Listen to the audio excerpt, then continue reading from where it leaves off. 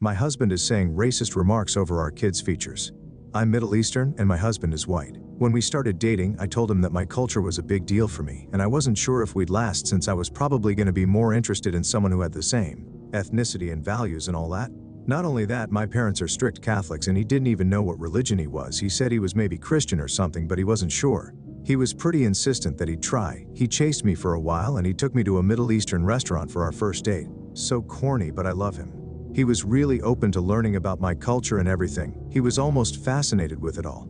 Basically, my life was my big fat Greek wedding. I was partially embarrassed by everything and thought it would scare him away, but he seemed to love it. We got married and things were going well. I'm pregnant now and we were talking about our baby. Some stuff that he said just bothered me and I want to know if I'm crazy or was it weird.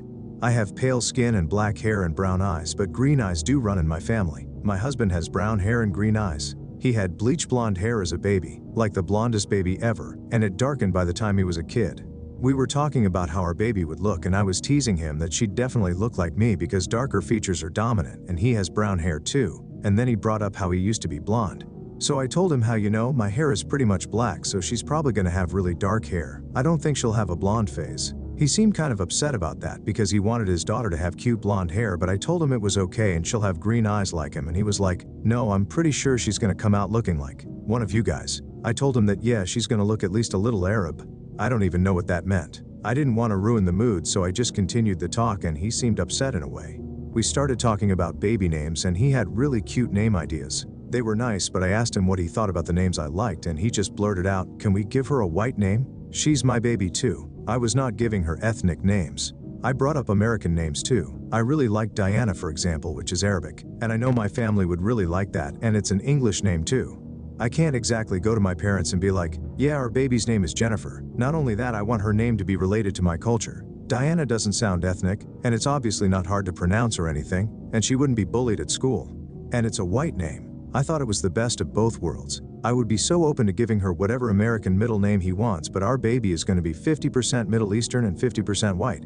I think she should have a first name that's connected to both cultures. He just got mad and said I wasn't taking him into consideration and he wants to choose the name since I made her look Arab and I got my part already. I asked him to calm down since we don't even know how she looks, and for all we know she has blonde hair and green eyes and looks nothing like me and 100% like him.